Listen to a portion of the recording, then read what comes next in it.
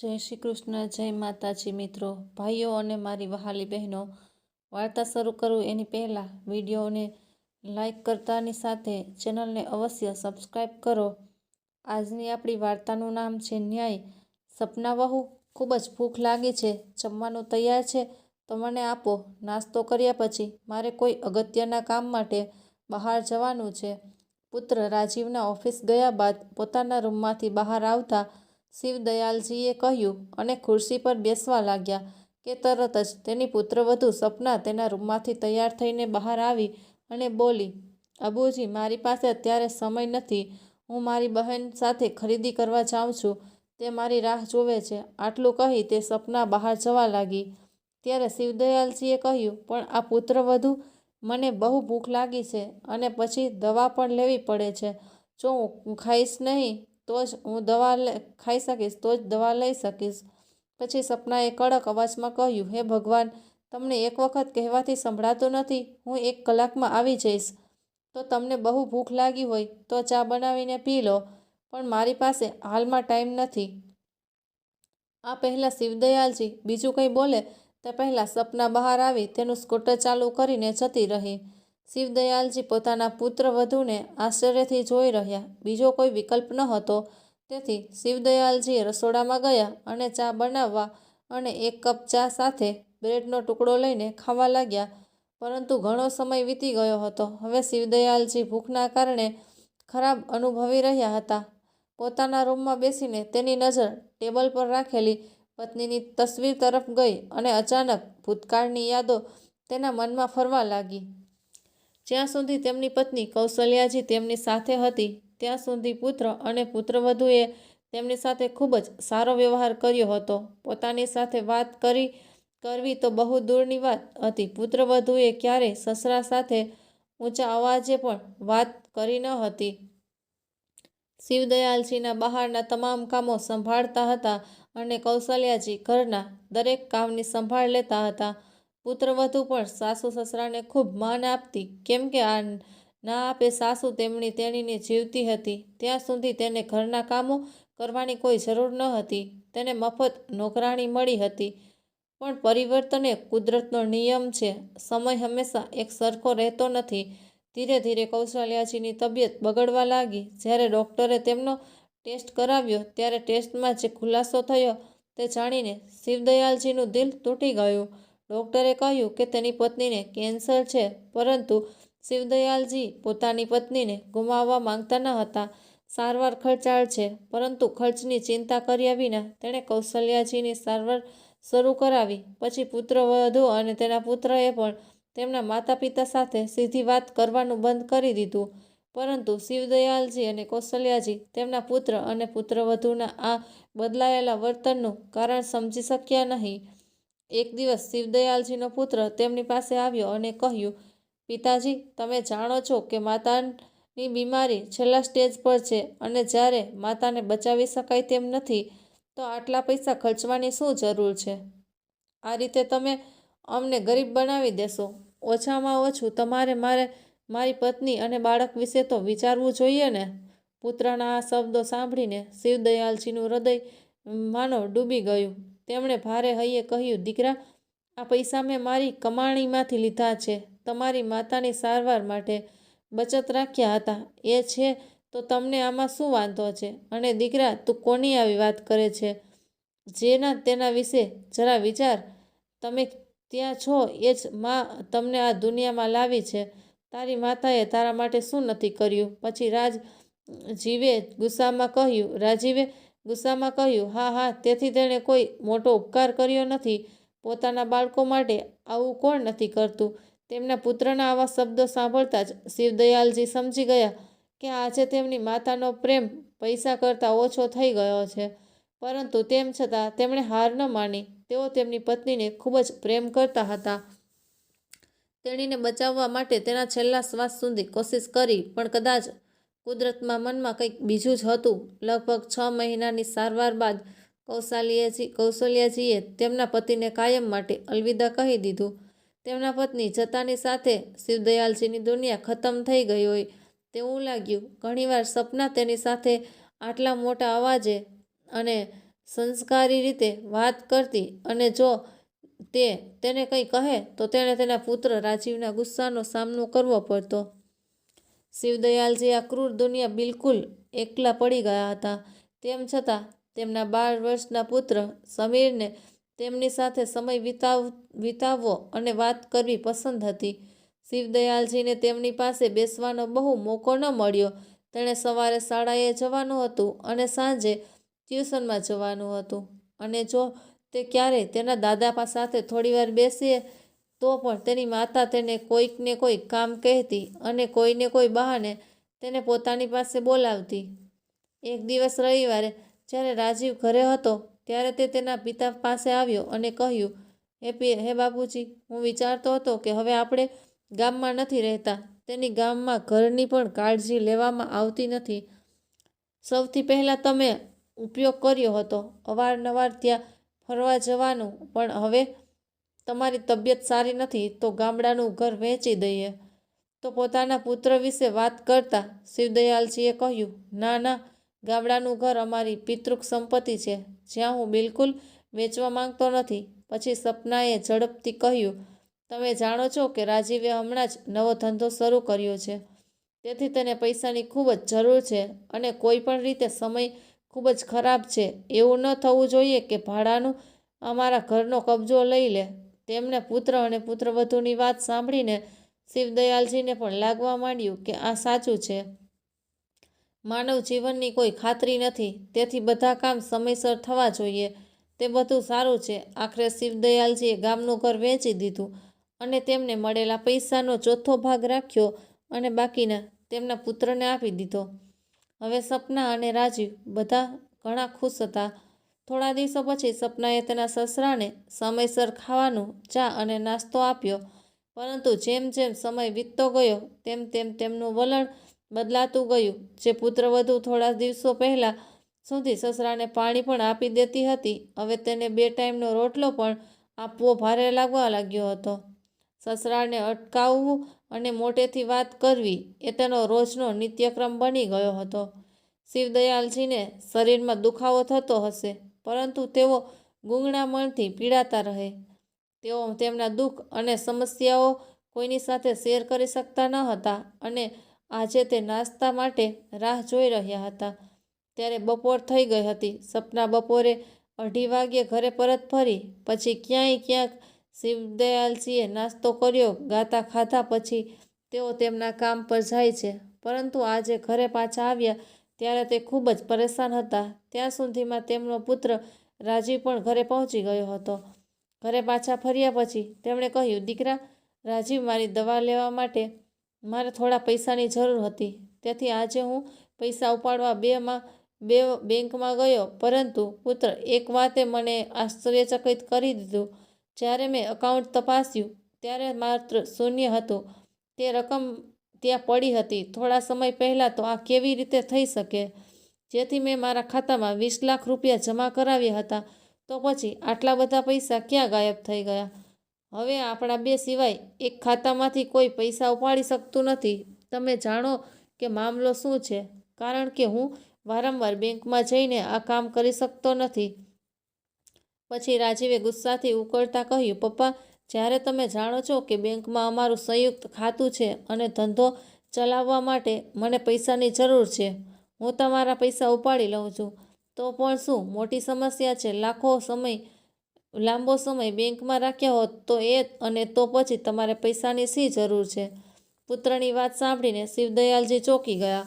રાજીવ એમની વાત કહીને પોતાના રૂમમાં ચાલ્યો ગયો અને શિવદયાલજી ત્યાં જ તેમની પાસે આશ્ચર્યચકિત નજરે જોઈ રહ્યા. આજે તેઓ પોતાને અનુભવતા હતા કે છેતરપિંડી કરી કે ભાઈ, આ તો તેણે આખી જિંદગી માટે જે પૈસા બચાવ્યા હતા તે હવે ગયા છે. થોડો સમય વીતી ગયા પછી એક દિવસ સપનાએ શિવદયાલજીને કહ્યું, બાપુજી, રસોડામાં કેટલા ગંદા વાસણો પડ્યા છે, તો તેને ધોઈ લો. આજે મારી તબિયત સારી નથી. આટલું કહીને સપના તેના રૂમમાં સૂઈ ગઈ. શિવદયાલજીએ વિચાર્યું કે તેમણે તેમની પુત્રવધૂને મદદ કરવી જોઈએ અને તેમણે બધા વાસણો સારી રીતે સાફ કર્યા. તે દિવસથી દરરોજ સવારે રસોડામાં બધા ગંદા વાસણો સાફ કરવાની જવાબદારી શિવદયાલજીની બની. બની ગઈ. ક્યારેક જ્યારે તેનો પુત્ર સમીર તેની માતાને તેના દાદા સાથે આવું વર્તન કરતા જોતો હતો તે તેનો વિરોધ કરવા લાગ્યો, પરંતુ સપના તેના બદલે બૂમો પાડતી અને કહેતી, તારા અભ્યાસ પર ધ્યાન કેન્દ્રિત કર, અને તેને ઠપકો આપીને તેના રૂમમાં મોકલી દેતી. વધતી જતી ઉંમર સાથે શિવદયાલજીને કમરનો દુખાવો થવા લાગ્યો, પરંતુ તેમ છતાં તેઓ પોતાનું કામ કોઈક રીતે કરી લેતા હતા, જેથી ઘરમાં શાંતિ રહે. પરંતુ આનાથી પણ સપનાને શાંતિ ન મળી. ધીમે ધીમે તેણે શિવદયાલજી પર કામનો બોજ વધારવાનું શરૂ કર્યું. એક દિવસ તેને કમરમાં એટલો તીવ્ર દુખાવો થયો કે તે અસહ્ય બની ગયો. હવે તેના માટે ઉઠવું પણ મુશ્કેલ બની ગયું હતું. તેથી તેણે ઘરનું કામ કરવાની ના પાડી. તે દિવસ પછી શિવદયાલજી માટે સપનાની આંખોમાં બળતરા થવા લાગી. સપના અને તેના બીમાર સસરાને ખવડાવવા અને તેની સારવાર માટે પૈસા ખર્ચવા માટે એક મોટો બોજ લાગવા લાગ્યો. એક દિવસ તેણે નક્કી કર્યું કે શિવદયાલજીને વૃદ્ધાશ્રમમાં મોકલવામાં આવશે. શિવદયાલજી પોતાનું ઘર છોડીને વૃદ્ધાશ્રમ જવા માંગતા ન હતા, અને સમીર પણ પોતાના દાદાને તેમનાથી દૂર જતા જોઈને રડવા લાગ્યો અને ચીસો પાડવા લાગ્યો. તે તેમના વિના રહી નહીં શકશે નહીં. પરંતુ સપના જે ઈચ્છતી હતી તે થયું. દાદા અને પુત્રની વારંવારની આજીજી છતાં પુત્ર અને પુત્રવધૂએ લાચાર અને વૃદ્ધ પિતાને બોજ સમજીને વૃદ્ધાશ્રમમાં મોકલી દીધા. સમય પોતાની ગતિએ પસાર થવા લાગ્યો. આજે શિવદયાલસિંહ વૃદ્ધાશ્રમ ગયા હતા. 13 વર્ષ વીતી ગયા બાદ બરાબર 13 વર્ષ પછી સમીર એ જ વૃદ્ધાશ્રમની સામે ઊભો હતો જ્યાં તેના દાદા રહેતા હતા. સમીર જેવો અંદર ગયો અને તેના દાદા પાસે પહોંચ્યો, શિવદયાલજી તેના ઊંચા શરીર અને સારા શરીરને જોઈને તેને ઓળખી શક્યા નહીં. દાદા, તમે કેમ છો? સમીરે આંખોમાં આંસુ સાથે તેના ચરણ સ્પર્શ કરતા કહ્યું. ત્યારે શિવદયાલજીએ શ્રદ્ધાતા ધ્રુજતા સ્વરે કહ્યું, અરે દીકરા, તું તો મારો સમીર છે ને? અને આટલું કહેતા જ તેણે વૃદ્ધ આંખોમાંથી પ્રેમ ભર્યા આંસુઓનો ફુવારો છૂટી નીકળ્યો. તેણે પોતાના પુત્રને પ્રેમથી ગળે લગાવ્યો અને થોડીવાર સુધી બંને બાજુથી સતત આંસુ વહી રહ્યા. થોડીવાર પછી પોતાની જાત પર કાબૂ રાખતા સમીરે કહ્યું, બહુ થઈ ગયું દાદાજી, પ્લીઝ હવે થોભો, પ્લીઝ રડશો નહીં. હવે તમારા રડવાના દિવસો પૂરા થઈ ગયા છે. આજે જ તમે મારી સાથે તમારા ઘરે જશો. તેથી જ શિવદયાલજી કહેવા લાગ્યા, દીકરા, તું શું મજાક કરે છે? કેમ હું ઘર મને વર્ષો પહેલાં અપમાનિત કરીને તે ઘરમાંથી કાઢી મૂકવામાં આવ્યો હતો. આ વૃદ્ધાશ્રમ હવે મારું ઘર છે અને મને અહીં રહેવાની આદત પડી ગઈ છે.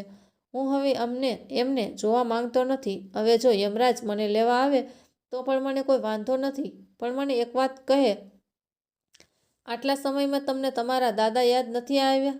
આ ક્યારેક થઈ શકે છે દાદા કે મેં તમને યાદ ના કર્યા હોય. સમીરે ભાવુક થઈને કહ્યું, તમને આ વૃદ્ધાશ્રમમાં મોકલવામાં આવ્યા ત્યારે હું બહુ નાનો હતો. હું ખૂબ રડ્યો. મેં મમ્મી પપ્પાને સમજાવવાનો ઘણો પ્રયત્ન કર્યો કે તમને ઘરે જ લઈ આવે, પણ તેઓએ મારી વાત સાંભળી નહીં. ત્યારબાદ જ્યારે મેં 12માની પરીક્ષા પાસ કરી ત્યારે મારા માતા પિતાએ મને વિદેશ મોકલી દીધો. વિદેશ ગયા પછી હું ક્યારેય ઘરે આવ્યો જ નથી. મેં મારો અભ્યાસ પૂરો કર્યો ત્યારે મને ત્યાં નોકરી મળી ગઈ અને હવે તમારો પુત્ર પરદેશથી આ સારી એવી કમાણી કરીને પાછો આવ્યો છે. સમીરે કહ્યું, મમ્મી અને પપ્પા મને ખૂબ યાદ કરે છે, પણ તેઓએ તમારી સાથે જે કર્યું તે હું ભૂલી શક્યો નથી. તેથી જ હું પણ ક્યારેય તેમને મળવા આવ્યો નહીં. હું લગભગ 10 દિવસ પહેલાં ભારત પાછો ફર્યો હતો, પરંતુ ભારત પહોંચતાની સાથે જ હું તમને મળવા માટે તરત જ આવી શક્યો ન હતો. ત્યાં ઘણું કામ હતું જે કરવાનું હતું, તેથી મને તમને મળવામાં થોડું મોડું થયું. પરંતુ દાદા, હવે હું તમને કોઈ પણ પ્રકારની મુશ્કેલીનો સામનો નહીં કરવા દઉં. વાત કરતી વખતે સમીરે જોયું કે તેના દાદા સતત આંસુ ભરેલી આંખો સાથે તેની સામે જોઈ રહ્યા હતા. પછી સમીરે તેના ખભા પર હાથ મૂકીને પૂછ્યું, અરે શું થયું દાદા? તમે ક્યાં ખોવાઈ ગયા? શિવદયાલજીએ કહ્યું, હું ફક્ત વિચારતો હતો કે મને ખબર નથી કે તમને મળવાની મારી છેલ્લી ઈચ્છા ક્યારેય પૂરી થશે કે નહીં. શું હું પણ બીજા બધાની જેમ તમને ભૂલી ગયો છે? જ્યારે તેનો પોતાનો દીકરો હવે પોતાનો નથી તો પછી તે શા માટે કોઈને ફરિયાદ કરે? દાદાજીના ખભા પર હાથ મૂકતા સમીરે કહ્યું, હે દાદાજી, હું તમને એક દિવસ પણ ભૂલ્યો નથી, પણ મારે શું કરવું જોઈએ? તમારી પાસે આવતા પહેલાં મારા પોતાના પગ પર ઊભું થવું મારા માટે ખૂબ જ જરૂરી હતું. ત્યારે શિવદયાલજીએ કહ્યું, દીકરા, આજ સુધી હું તે પોતાના ભાગ્યને દોષ દેતો હતો. કદાચ એ મારું નસીબ હતું કે મારા આ દિવસો જોવા મળ્યા. પણ બેટા, આજે તને મળ્યા પછી મને મારા નસીબ પર ગર્વ છે કે ભગવાને મને તમારા જેવો હોનહાર પુત્ર આપ્યો છે. સમીર ઊભો થયો અને તેમનો હાથ પકડીને બોલ્યો, તો દાદાજી, તો ચાલો મારી સાથે. હું હમણાં જ તમારું સામાન પેક કરીશ. તમે તૈયાર થઈ જાઓ.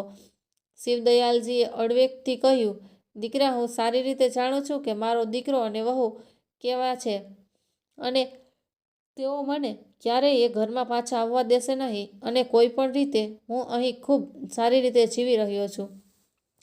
હું નથી ઈચ્છતો કે મારા કારણે એ ઘરમાં ફરી ઝઘડા થાય. તમે થોડા સમય પછી મને મળવા આવજો. મને આનાથી સંતોષ થશે. પણ હવે એ ઘરમાં પાછું જવું મારા માટે શક્ય નથી. પછી સમીરે તેમની માં સામે ત્રાંસી નજરે જોયું અને કહ્યું, ઠીક છે દાદા, તો પછી તમારી પોતરી કન્યા વહુ તમારા આશીર્વાદથી વંચિત રહેશે. કંઈ વાંધો નહીં, હું જાઉં છું.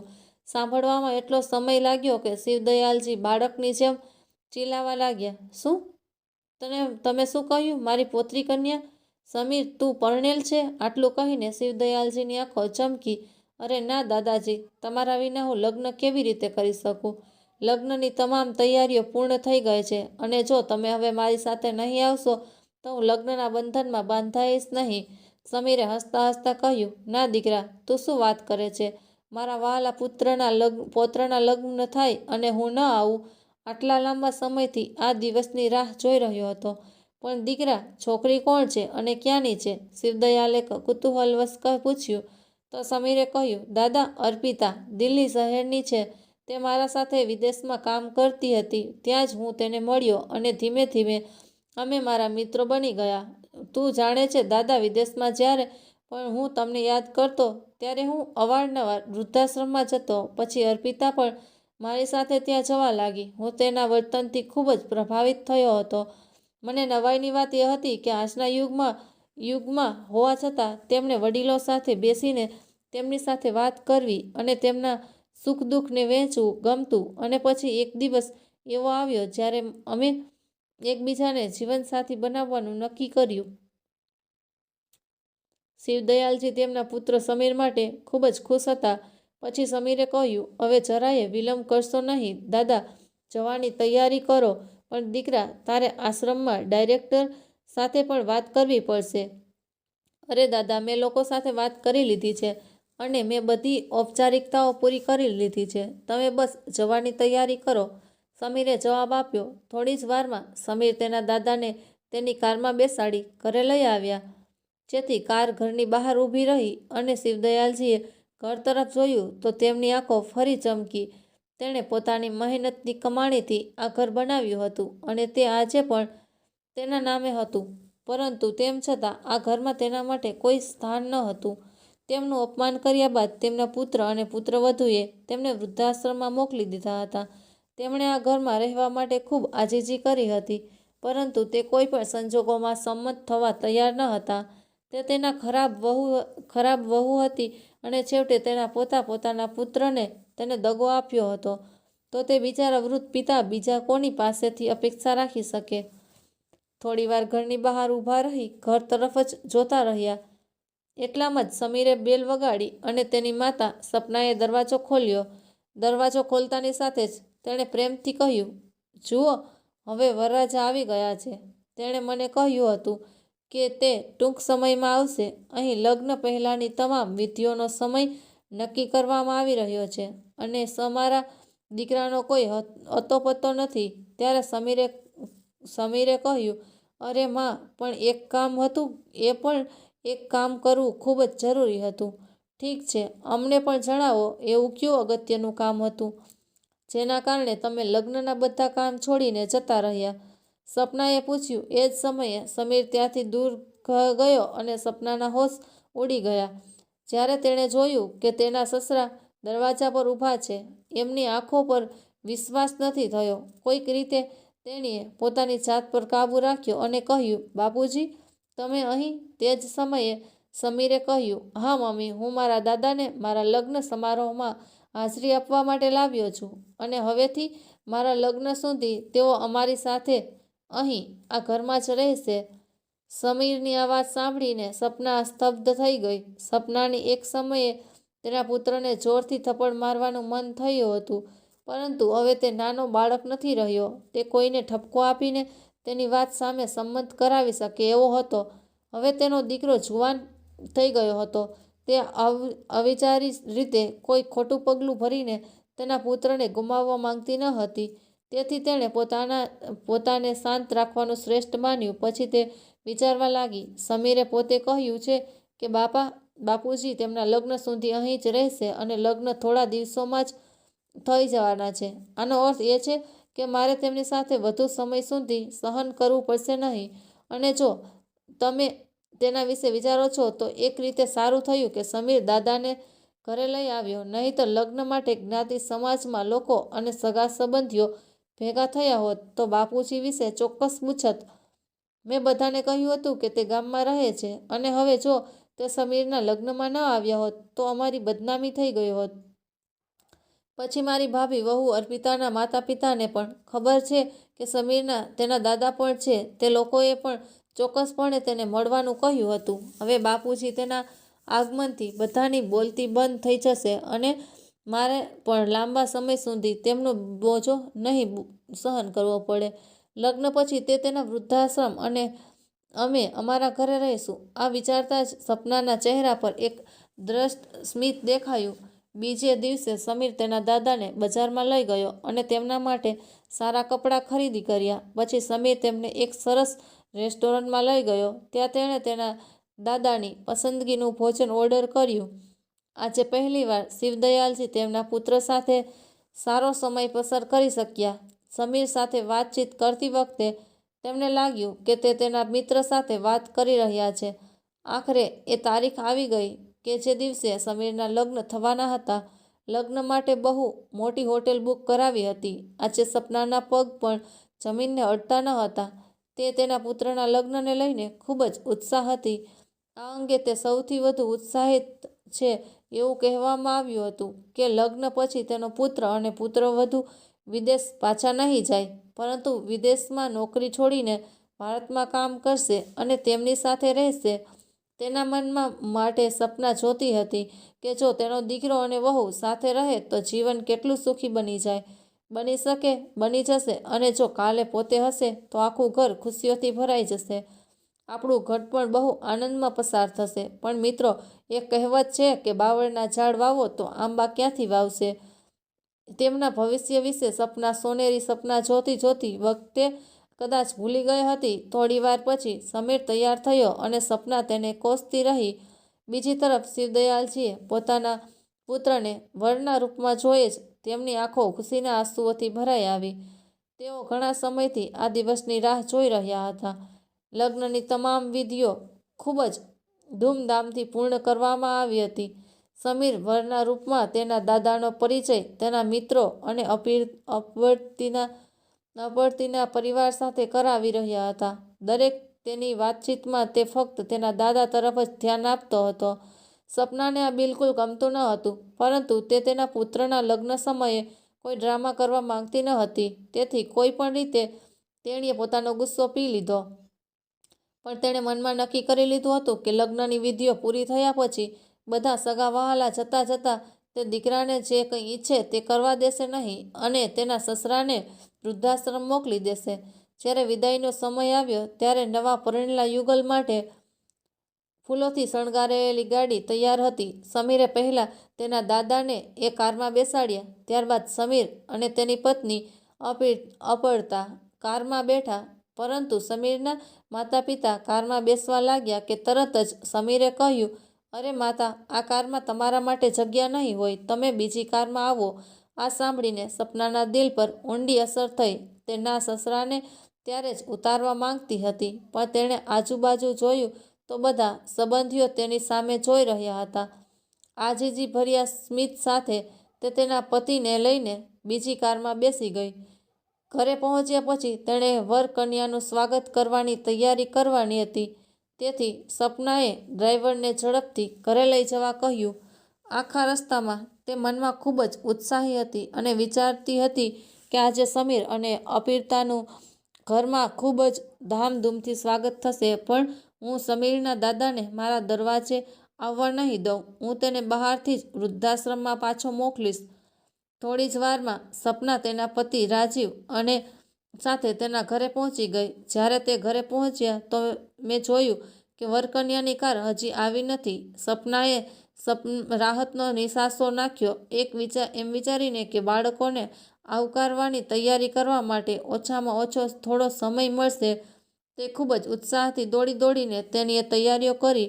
તેણે ચોખાથી ભરેલો કળશ દરવાજા પર રાખ્યો અને તિલક અને આરતી માટે શણગારેલી થાળી લઈ આવી અને તેના બાળકોની રાહ જોતી બહારને આતુરતાથી ઊભી રહી. એકાદ કલાક વીતી ગયો, પણ પુત્ર અને પુત્રવધૂનો કોઈ પતો લાગ્યો ન હતો. જ્યારે સપના તેમની રાહ જોઈને થાકી ગઈ ત્યારે તેણે રાજીવને કહ્યું, અરે જુઓ, તમારો દીકરો ક્યાં છે? ચિંતા ન કર, હું ફોન કરીને પૂછીશ.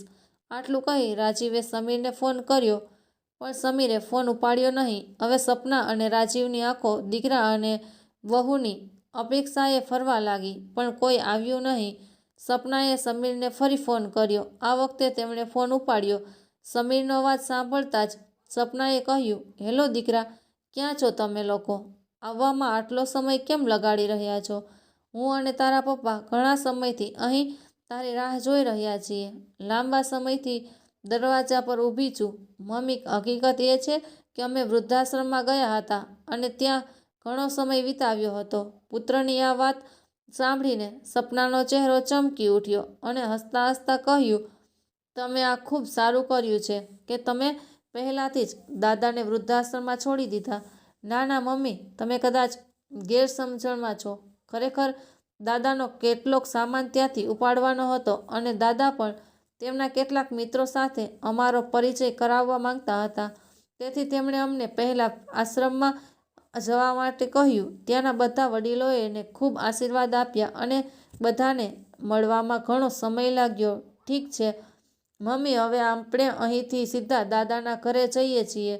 આ સાંભળીને સપનાના પગ નીચેથી જમીન સરકી ગઈ.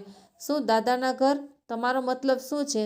એનો અર્થ એ છે કે મમ્મી એ આ શહેરમાં મારા દાદાના નામે ઘર ખરીદ્યું છે. હવે આપણે ત્યાં દાદા સાથે રહીશું અને જ્યાં સુધી સ્વાગતની વાત છે, તમારે તેના માટે કોઈ મુશ્કેલીનો સામનો કરવાની જરૂર નથી. મેં બધી જ તૈયારીઓ કરી લીધી હતી. નવી વહુને હવે દાદા જ તેમના ઘરે આવકારશે. આ સાંભળીને સપનાને ચક્કર આવવાને કારણે બેહોશ થઈ જવાની હતી. ફોન સ્પીકર પર હતો એટલે નજીકમાં ઊભો રહેલો રાજીવ પણ બધું સાંભળી રહ્યો હતો. આ તું શું બોલે છે દીકરા? રાજીવ આંસુ ભર્યા સ્વરે કહ્યું. સમીરે કહ્યું, પપ્પા ચિંતા ના કરો, હું તમને મારું સરનામું મોકલીશ. તમે લોકો જ્યારે પણ અમને મળવા માંગતા હો ત્યારે તમે અહીં આવી શકો છો. પછી સમીરે ફોન કાપી નાખ્યો. જ્યારે તેઓ ઘરના મુખ્ય ગેટ પર પહોંચ્યા ત્યાં એક ખૂબ જ સુંદર નેમ પ્લેટ હતી, જેના પર મોટા સોનેરી અક્ષરોમાં લખ્યું હતું, શિવદયાલ વર્મા. જેવી સપના અને સંપૂર્ણ ઈર્ષા આવી તે જ સમયે વર અને વરરાજાની કારને ફૂલોથી શણગારવામાં આવી.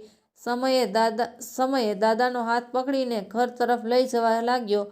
ત્યારે સપનાએ ગુસ્સાવાળા સ્વરે કહ્યું, આ શું અસભ્યતા છે? સમીર, તું તારું ઘર છોડીને ક્યાં ઘરે જઈ રહ્યો છે? મમ્મી, કદાચ તમે બરાબર વાંચ્યું નથી. આ મારા દાદાનું ઘર છે. ઘરની બહાર તેમનું નામ પણ લખેલું છે. છતાં પણ તમે મને આ પ્રશ્ન પૂછો છો? સારું, આજે તારા દાદા તારું સર્વસ્ત્ર બની ગયા છે અને અમારું શું? અમે અમારા વિશે કંઈ વિચાર્યું નથી. અમે તમારા માતા પિતા છીએ, જેમ તેમણે જન્મ આપ્યો છે, તમારું પાલન પોષણ કર્યું છે, તમને શિક્ષણ આપ્યું છે અને તમને એટલો મોટો કર્યો છે કે તમે આજે આ તબક્કે પહોંચ્યા છો. અમને છોડતા પહેલાં તમે એકવાર પણ વિચાર્યું ન હતું કે અમે તમારા વિના કેવી રીતે જીવીશું? તું આટલો સ્વાર્થી કેવી રીતે બની શકે છે? દીકરા, પિતાએ સમીરને પૂછ્યું. તો સમીરે કહ્યું, કેમ પપ્પા? દાદા શું તમારા પિતા નથી, જેમણે લોહી અને પરસેવો વહાવી દીધો તમારા માટે? ત્યારે તમારી જરૂરિયાતો પૂરી થઈ, તમને ઉછેર્યા, તમને શિક્ષિત કર્યા, તમને સમાજમાં ઊભા થવા સક્ષમ બનાવ્યા. પરંતુ શું તમે તેમના માટે યોગ્ય કર્યું? અરે, તમે તેમના માથા પરથી છત છીનવી લીધી. જે ઘર તેણે પોતાની મહેનતથી બનાવ્યું હતું, તેમનાથી તમે તેમની ફેંકી દીધા. આટલો બધો દગો કરતા પહેલાં તમે એનો વિચાર કેમ ના કર્યો? અરે, ભગવાનનો આભાર માનો કે દાદાએ તમને એ ઘર ખાલી ના કરાવ્યું. તેમનું હૃદય એટલું મોટું છે તમારા બંને માટે. દાદાએ બનાવેલું ઘર જે તમે ત્યાં આરામથી રહી શકો છો. પણ આજ પછી હું તમારી સાથે રહીશ એવી અપેક્ષા રાખશો નહીં. દાદા અમારું સ્વાગત કરવા આરતીની થાળી લઈને ઊભા છે. જો તમારે આવવું હોય તો તમે થોડા સમય માટે આવી શકો છો. આટલું કહીને સમીર પત્નીનો હાથ પકડીને ઘરના દરવાજે પહોંચ્યો. શિવદયાલજીએ બંનેને તિલક લગાવીને તેમનું સ્વાગત કર્યું. તેમણે તેમના પુત્ર અને પૌત્રોની વહુની હૃદયપૂર્વક આભાર વ્યક્ત કર્યો. બંને માટે અગણિત આશીર્વાદ નીકળી રહ્યા હતા. આરતી પછી તેમણે તેમના બંને હાથ ઊભા કર્યા અને તેમને ખૂબ આશીર્વાદ આપ્યા. બીજી તરફ પુત્રવધુ અને પુત્રના આ શબ્દો સાંભળીને સપના અને રાજીવ શરમથી જમીન પર ધસી ગયા હતા. ભૂતકાળની બધી વાતો તેમના મગજમાં ફરવા લાગી. આજે તેના પોતાના કર્મો તેમની સામે ઊભા હતા. તેમની આંખોમાંથી આંસુની ધારા વહી રહી હતી અને આજે સમીર તેમના દાદાના આંસુના દરેક ટીપાને ગણી રહ્યો હતો. તો મિત્રો, તમને આ વાર્તા કેવી લાગી? કૃપા કરીને લાઈક અને કોમેન્ટ કરીને અમને જણાવજો અને ચેનલને સબસ્ક્રાઈબ કરવાનું ભૂલશો નહીં. મારા વાલા, એક નવી વાર્તા સાથે મળીશું. તમારો ખૂબ ખૂબ આભાર અને સબસ્ક્રાઈબ કરવાનું ભૂલતા નહીં.